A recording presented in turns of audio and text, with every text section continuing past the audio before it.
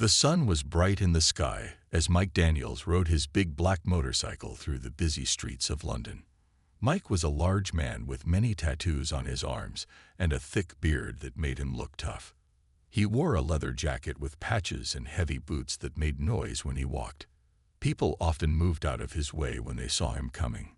Today, Mike was in a very bad mood. This morning, his boss at the car shop told him he was fired after working there for 6 years. His boss said Mike was always late and yelled at customers too much. Then, when Mike got home to tell his girlfriend Lisa about losing his job, she told him she was leaving him.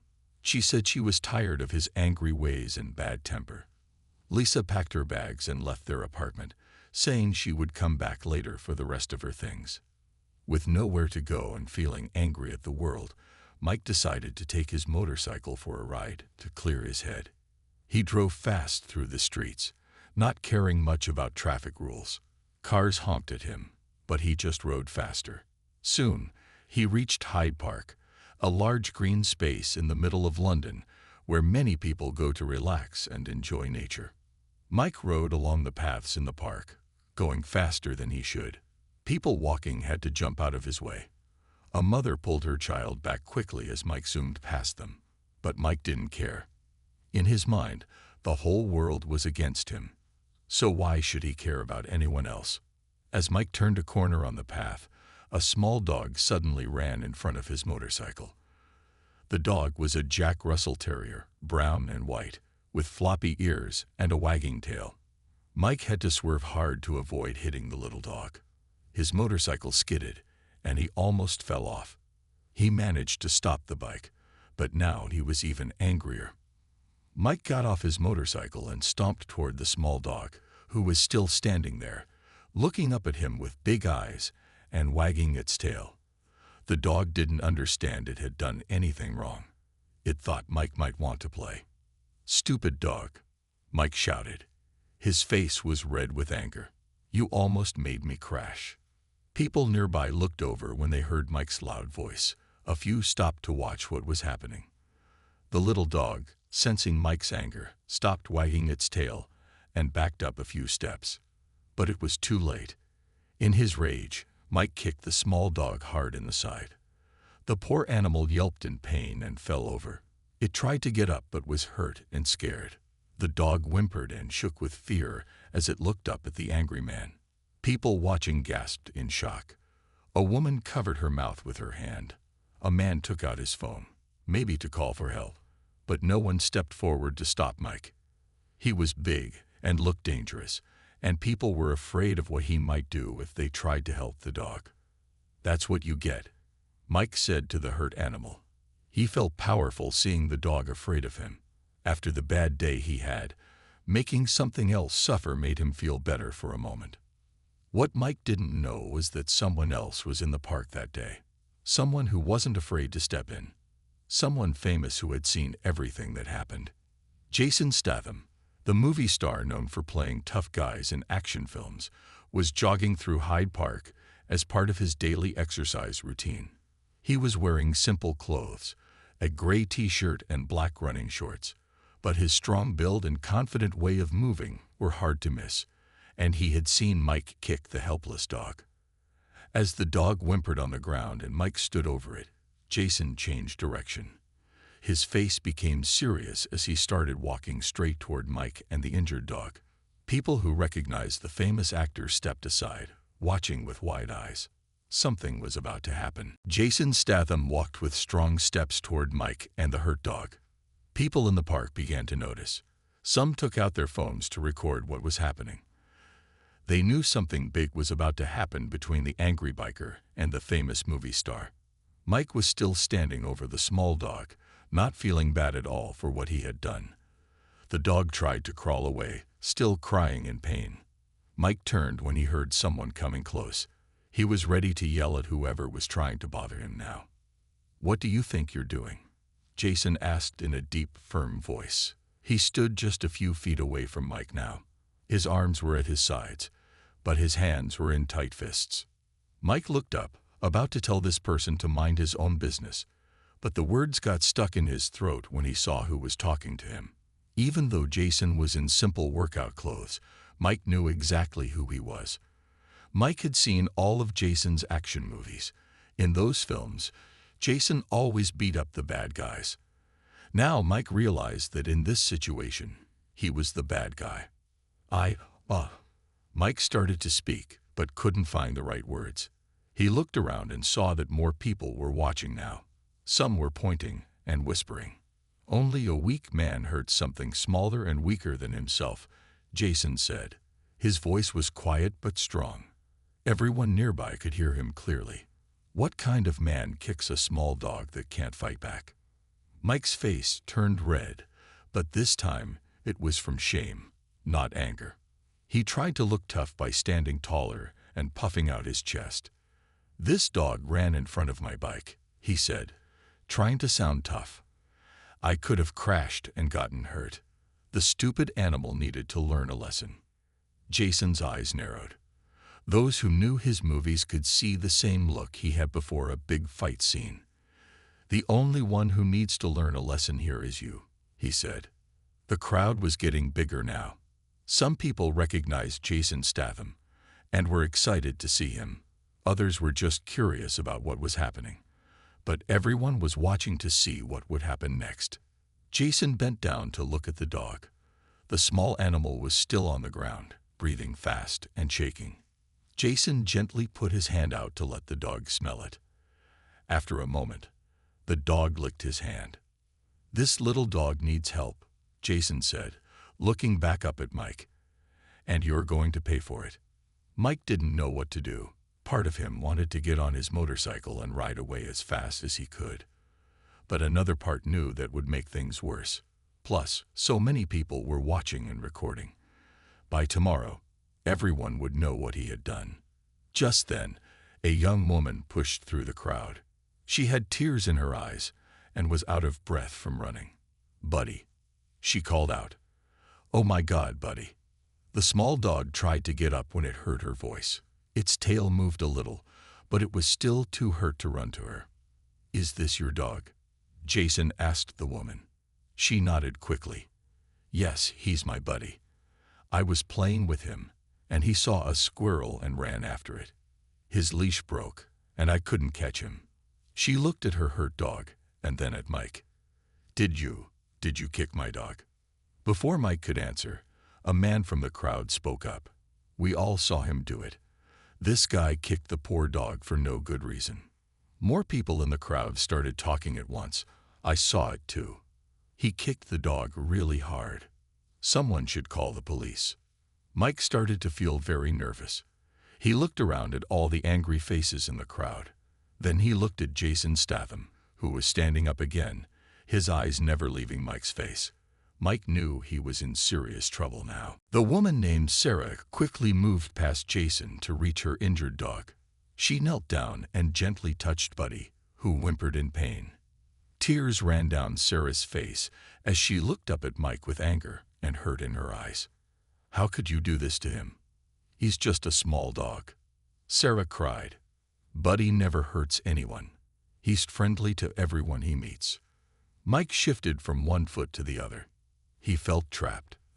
The crowd around them was getting bigger and louder.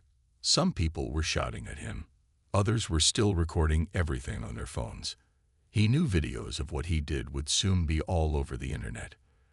"Look, I didn't mean to hurt the dog that bad," Mike said, trying to defend himself. "I was just angry because he ran in front of my bike." Jason stepped closer to Mike. Even though Jason was shorter than Mike, he seemed bigger somehow. His eyes were hard, and his voice was calm but strong. "Being angry is no excuse for hurting an innocent animal," Jason said. "A real man controls his anger. He doesn't take it out on those who can't fight back." Mike felt his face burn with shame. Jason Statham was talking to him like he was a child or a fool. And the worst part was that Mike knew Jason was right. He had lost his temper and done something terrible. Now he was paying for it in the worst way, by being shamed in public by a movie star. "What do you want me to do?" Mike asked, his voice much quieter now. "I can't take back what I did." "No, you can't," Jason agreed. "But you can make it right from here. First, this dog needs to see a vet right away." Sarah was now holding Buddy carefully in her arms. The small dog was still trembling. "I need to get him to Dr. Walker's animal clinic," she said. "It's about 10 minutes from here by car." Jason looked around the crowd and asked, "Does anyone here have a car who can give this woman and her dog a ride to the vet?" A middle-aged man stepped forward. "I'm parked just outside the park," he said. "I can take them right now." "Thank you," Jason said with a nod to the man. Then he turned back to Mike. "You're going with them, and you're paying for all of Buddy's medical bills." Mike wanted to argue. He had just lost his job today. He didn't have much money. But looking at all the angry faces around him, and especially at Jason Statham's stern expression, he knew he had no choice. "Fine," Mike said. "I'll pay for the vet." The crowd parted to let Sarah, still carrying Buddy, walk through. The man who offered the ride led the way. Mike followed behind them, his head down. Jason walked alongside Mike, making sure he didn't try to run away. As they reached the edge of the park, they saw the man's car, a clean blue sit-in. The man opened the back door for Sarah, who carefully got in with Buddy on her lap. Then the man looked at Mike. "You can sit in the front," he said coldly. Mike nodded and got into the passenger seat. Before he closed the door, Jason leaned down to speak to him. "I'm going to follow you to the vet clinic," Jason told Mike. "Don't try anything stupid." Mike looked up at Jason and saw something in his eyes. Not just anger, but disappointment. It reminded Mike of how his father used to look at him when he messed up as a kid. That look always made Mike feel worse than any yelling could. "I won't," Mike promised. "I'll pay for everything." Jason stepped back as the car started to move. Then he jogged to his own car, a sleek black sports car parked nearby. He got in and followed the blue sedan as it drove toward the animal clinic. Inside the blue car, no one spoke. Sarah sat in the back, whispering soft, comforting words to Buddy. The driver kept his eyes on the road. And Mike stared out the window, thinking about how one bad choice had turned this already terrible day into a complete disaster. But the worst was yet to come. Mike didn't know it yet, but his face and what he had done would soon be seen by millions of people all over the world. The blue car pulled up in front of Dr. Walker's animal clinic. It was a small building with pictures of cats and dogs in the windows. Sarah quickly got out with Buddy in her arms. The kind driver opened the door for her, while Mike slowly stepped out of the passenger seat. Just as they reached the front door of the clinic, Jason Statham parked his black sports car behind them. Inside the clinic, a woman with short blonde hair sat at the front desk. Her name tag read Jenny. She looked up and smiled, but her smile disappeared when she saw Buddy trembling in Sarah's arms. "Sarah, what happened to Buddy?" Jenny asked, standing up quickly. "This man kicked him," Sarah said, nodding toward Mike.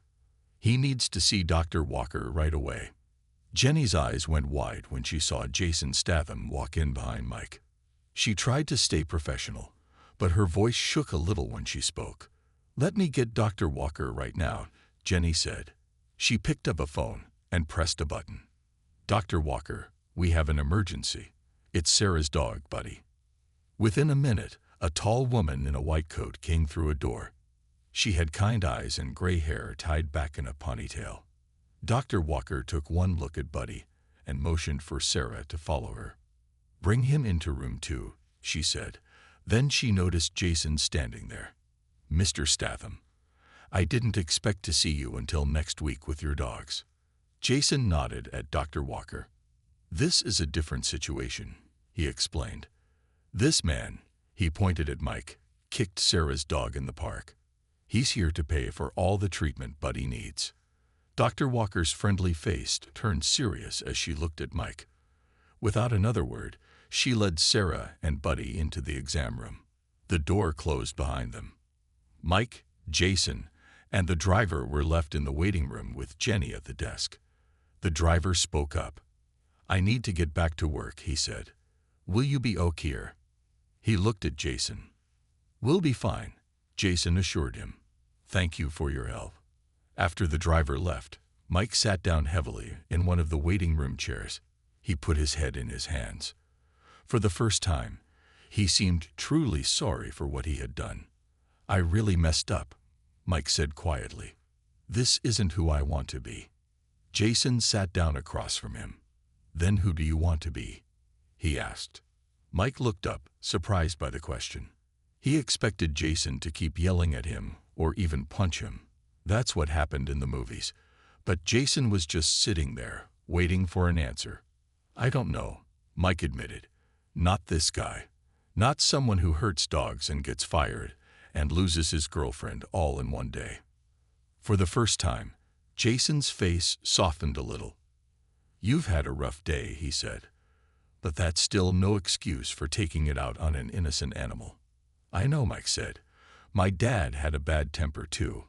He would get angry and break things or yell at everyone. I always said I wouldn't be like him. But here I am, doing exactly what he would do. Jason leaned forward in his chair. The good thing about hitting bottom is that you can only go up from there, he said. I've played a lot of tough guys in movies, but real strength isn't about being able to hurt others. It's about being able to control yourself, especially when things get hard. Mike nodded slowly. If the dog is oak, I want to apologize to Sarah. Really apologize. Not just because I got caught. Just then, the door to the exam room opened. Dr. Walker stepped out with a serious look on her face. Sarah followed behind her, no longer holding Buddy. Both Jason and Mike stood up, waiting to hear news about the little dog. Buddy has 2 broken ribs and some bruising, Dr. Walker said. We need to take x-rays to make sure there's no internal bleeding. He'll need to stay here at least overnight. Sarah had been crying. Her eyes were red, and her voice was shaky when she spoke. Will he be okay? She asked. Dr. Walker put a hand on Sarah's shoulder. Buddy is young and healthy. With proper care, he should recover fully. But he's in pain right now, and he's scared. Mike stepped forward. I'll pay for everything, he said. Whatever he needs. I'm so sorry for what I did. Sarah looked at Mike for a long moment. Her eyes were still red from crying, but now they held anger too. Your money won't fix what you did, she said. Buddy trusted people. Now he might be afraid of strangers forever. Mike lowered his head. He knew she was right. Money couldn't undo the pain and fear he had caused. Dr. Walker turned to Jenny at the front desk. Please prepare the paperwork for Buddy's treatment and overnight stay, she said. Then she looked at Mike. The total cost will be around £800. Mike's eyes widened. That was a lot of money, especially since he had just lost his job. But he nodded without arguing. I'll pay it, he said. He took out his wallet and handed his credit card to Jenny. While Jenny processed the payment, Jason took Mike aside. What you did was wrong, Jason said in a low voice, but owning up to it and trying to make it right is a start. Dr. Walker went back to care for Buddy, and Sarah sat down in the waiting room. She looked tired and sad. After a few minutes, Mike slowly walked over to her. He kept some distance, not wanting to upset her more. I know saying sorry isn't enough, Mike said, but I am truly sorry. I was having the worst day of my life, but that's no excuse for hurting your dog. Sarah didn't look at him at first. She stared at the wall, as if thinking about what to say. Finally, she turned to face him. Why would you hurt a small dog? She asked. What kind of person does that? Mike felt shame burn through him again. Not the kind of person I want to be, he answered honestly. My father had a bad temper. He would hit walls and break things when he was angry. I always promised myself I wouldn't be like him. But today I was. Jason watched this exchange from across the room. He could have left by now, but something made him stay. Perhaps he wanted to see if Mike was really sorry, or if he was just saying what people wanted to hear. Sarah's face softened slightly. At least you're paying for his treatment, she said. Some people would have run away. I wanted to, Mike admitted, but that would have made me an even worse person. Jenny called from the desk. The payment went through. Here's your receipt. Mike walked over and took the paper. His bank account was now almost empty, but for the first time that day, he felt a tiny bit better. At least he was taking responsibility for his actions. Just then, Mike's phone rang. He looked at the screen, and his face went pale. It was his mother calling. He answered with a shaky voice. "Hi, Mom," he said. There was a pause while he listened. "You saw what?" "Oh, no." Another pause. "Yes, that was me in the park." "Yes, that was Jason Statham." More listening. "Mom, I know. I messed up badly." His voice cracked a little. "I know Dad would be ashamed of me." Mike's eyes filled with tears as he listened to his mother. Jason and Sarah watched as the tough-looking biker seemed to shrink before their eyes, looking more like a sad, lost boy than a dangerous man. "I have to go now, Mom," Mike finally said. "I'll call you later and explain everything." He hung up and turned to the others. "The videos from the park are already online. My mom saw them. Soon everyone will know what I did." Jason stepped forward. "Fame isn't always a good thing," he said. "Trust me, I know. But maybe this can be a turning point for you." "What do you mean?" Mike asked, wiping his eyes with the back of his hand. "Everyone makes mistakes," Jason said. "What matters is what you do next." Dr. Walker came back into the waiting room. "Buddy is resting now," she told Sarah. "The X-rays show no internal bleeding, which is good news. You can see him for a few minutes if you'd like." Sarah stood up quickly. "Yes, please," she said. She followed Dr. Walker toward the back rooms where the animals were kept. Jason looked at Mike. "What will you do now?" he asked. Mike took a deep breath. "I need to make some changes," he said. "Big ones." The next morning, Mike woke up in his small apartment. His head hurt, and for a moment, he hoped that yesterday had just been a bad dream. But when he picked up his phone, he knew it was all real. He had 47 missed calls, over 100 text messages, and countless notifications from social media. The videos of him kicking Buddy and being confronted by Jason Statham had gone viral overnight. Mike scrolled through some of the messages. Old friends, cousins, even his former boss. Everyone had seen the videos. Most messages were angry. Some people called him awful names. Others said they never wanted to talk to him again. Mike put the phone down and covered his face with his hands. After a shower and a cup of coffee, Mike decided to call the animal clinic. He needed to know how Buddy was doing. A different receptionist answered the phone this time. "Dr. Walker's Animal Clinic," she said. "Hello," Mike said nervously. "I'm calling about a dog named Buddy. He was brought in yesterday with broken ribs. I just wanted to check how he's doing." There was a pause. "Are you the owner?" the receptionist asked. "No," Mike admitted. I'm the person who hurt him. I paid for his treatment." Another long pause. "I see," the receptionist finally said, her voice cold. "Buddy is stable. That's all I can tell you." "Can I talk to Sarah, his owner?" Mike asked. "I'm not allowed to give out that information," the receptionist said. "Goodbye." She hung up before Mike could say anything else. Mike sighed and put his phone down. He knew he deserved this treatment, but it still hurt. Just then, his phone rang. The screen showed an unknown number. Mike hesitated but then answered. "Hello, Mike? This is Jason Statham." Mike almost dropped his phone in surprise. "Mr. Statham, how did you get my number?" "From the vet clinic," Jason explained. "I want to talk to you. Can we meet?" An hour later, Mike sat nervously at a small coffee shop. The place was almost empty, which was good. Mike didn't want to be seen in public right now. When Jason walked in wearing sunglasses and a simple black jacket, Mike hardly recognized him.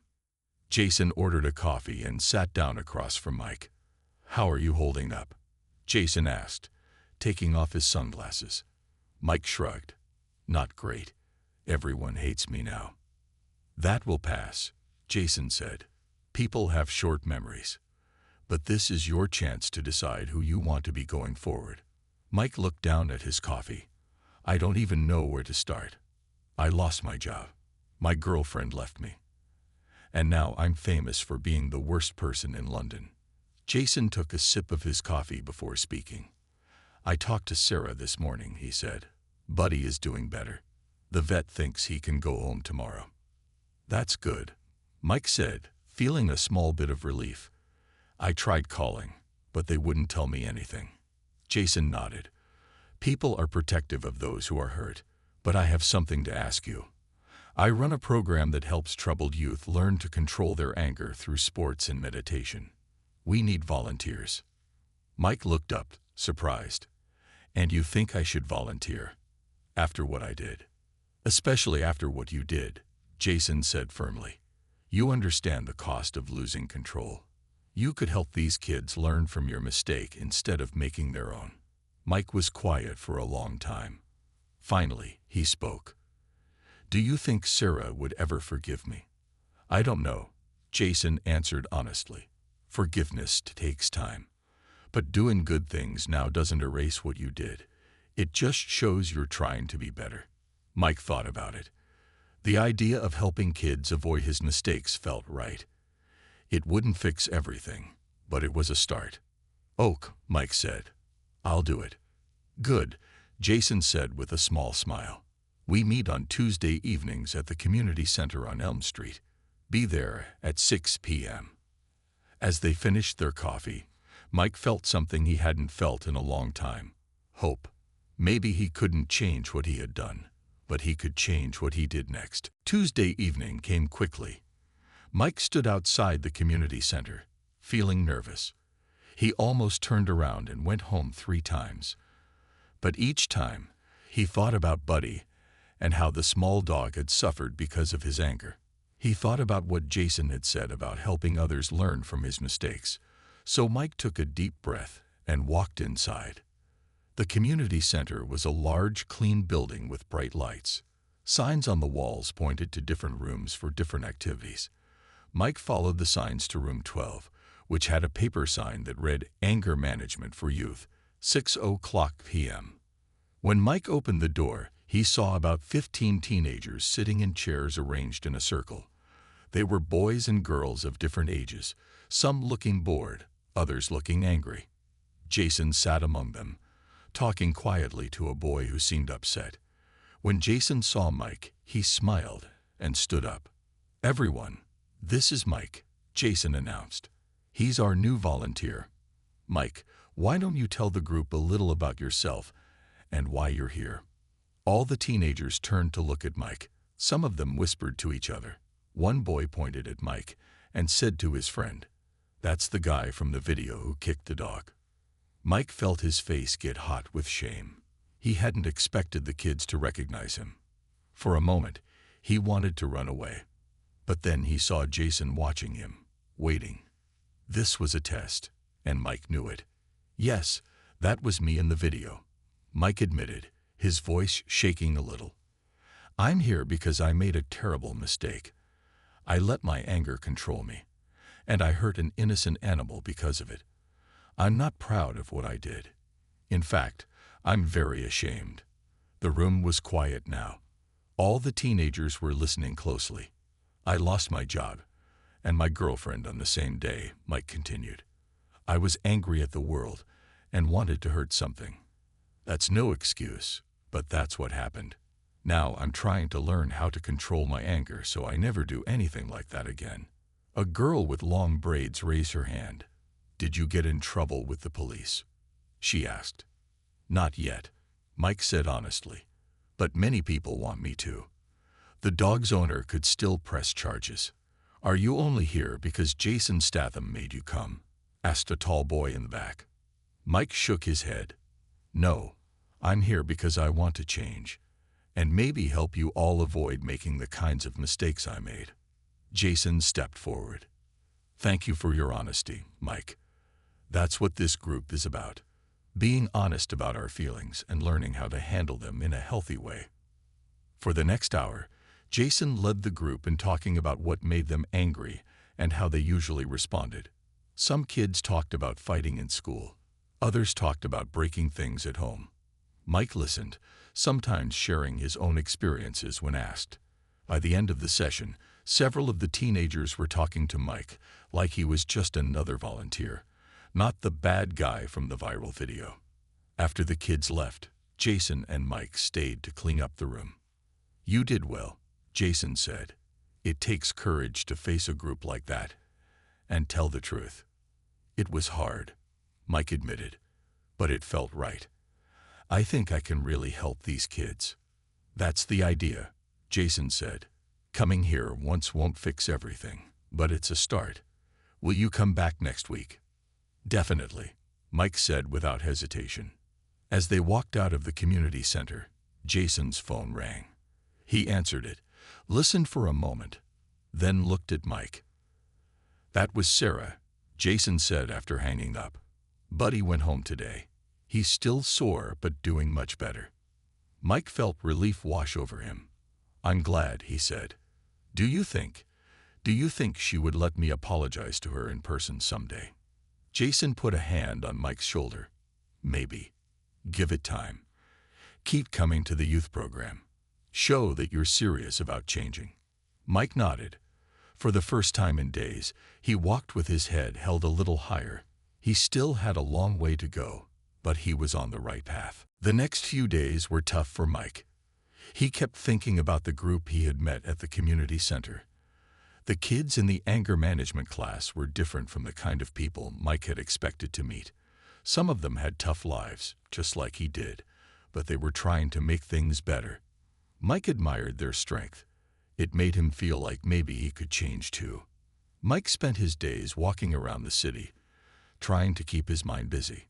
He visited the park, sat by the lake, and thought a lot about what Jason had said.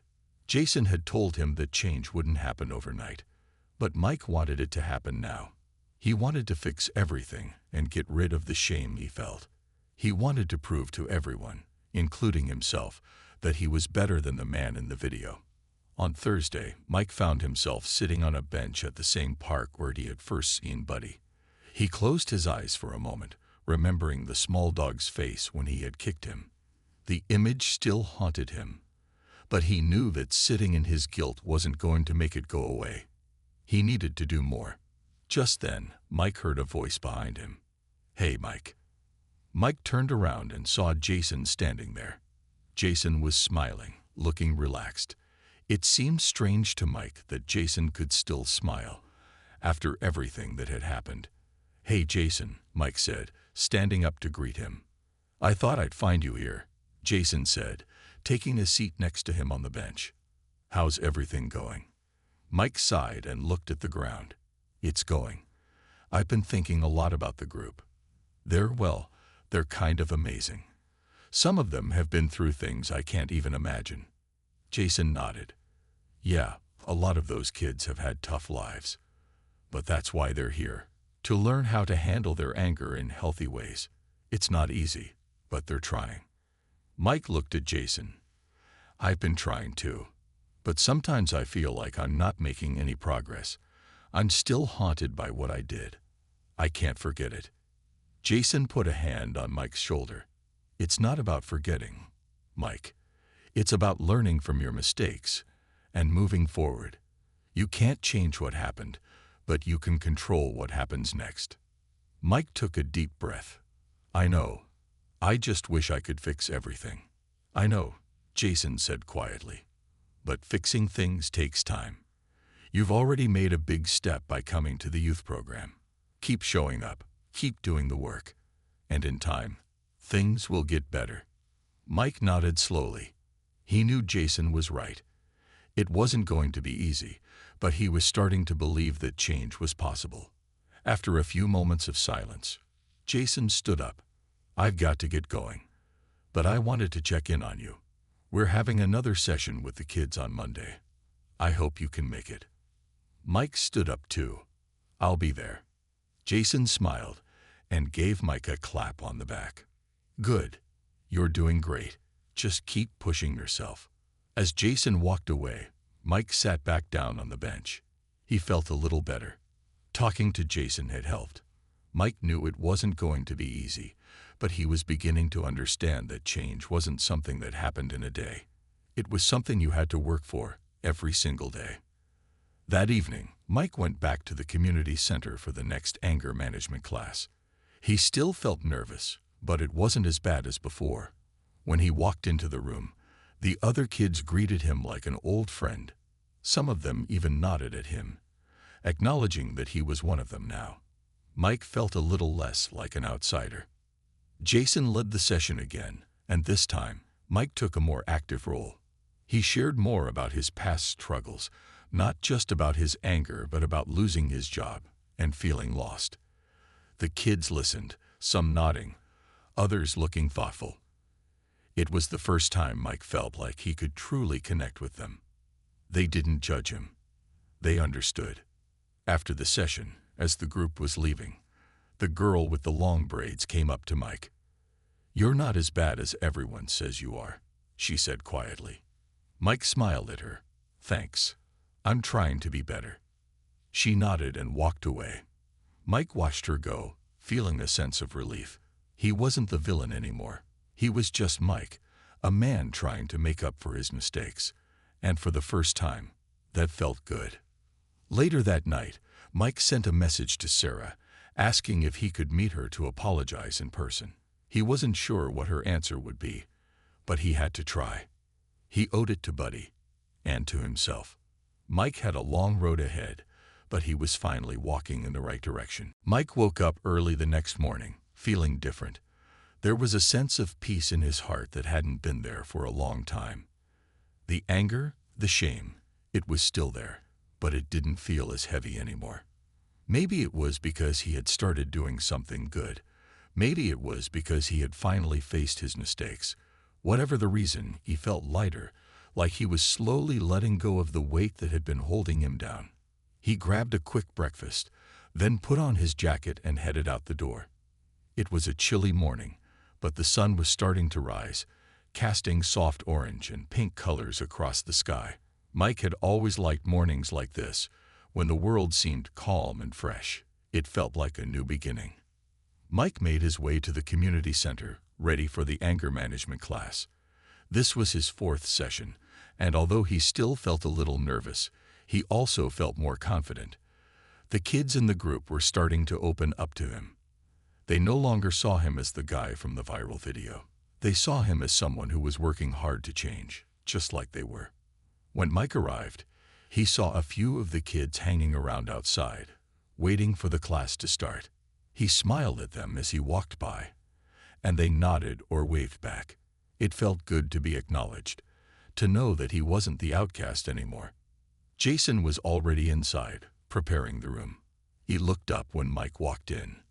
"Morning, Mike," Jason said with a smile. "Ready for today?" Mike nodded. "Yeah, I think so." Jason clapped him on the back. "That's the spirit. You're doing great." As the other kids began to arrive, Mike felt a sense of connection. He wasn't just a volunteer anymore. He was part of the group. They all had their struggles, their problems, but they were there to help each other. And that, Mike realized, was something he needed. He needed this group. He needed their honesty and their willingness to try. The session began, and Jason asked the group to talk about something that made them angry that week. Some of the kids spoke up right away, sharing stories about arguments at school, problems at home, or frustrations with life. Mike listened carefully, trying to understand their feelings. When it was Mike's turn, he took a deep breath. This was the part he had been nervous about. He wasn't sure how much to share, how personal to get. But then he remembered how the other kids had been honest with him. They had trusted him with their stories. It felt right to return that trust. "I had a tough week," Mike said, his voice a little shaky. "There were times when I felt like giving up, when I thought about just walking away from everything. But then I remembered what I'm here for. I'm here to change. And even when it's hard, I have to keep going." There was a long pause in the room. Then the tall boy who had asked Mike the tough question about Jason Statham last week spoke up. "I think you're doing good, Mike," the boy said. "I mean, it's not easy to admit when you mess up.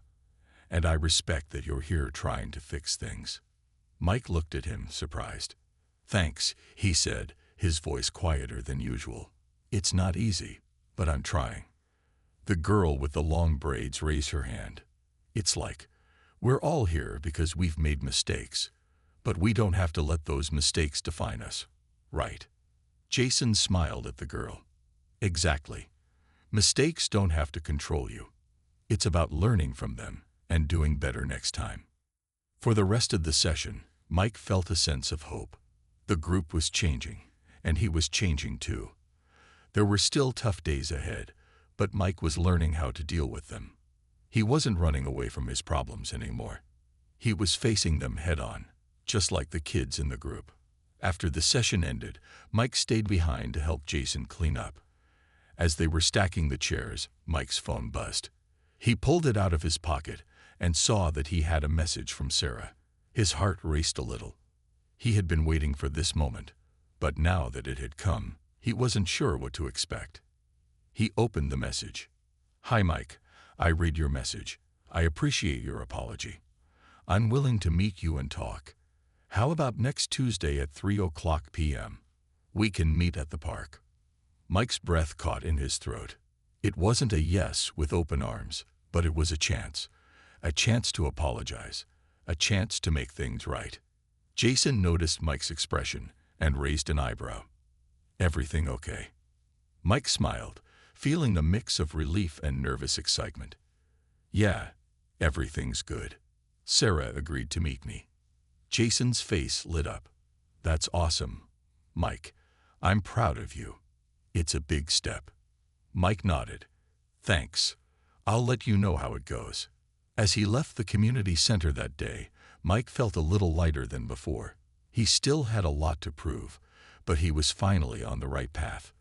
And that path was leading him forward, one step at a time.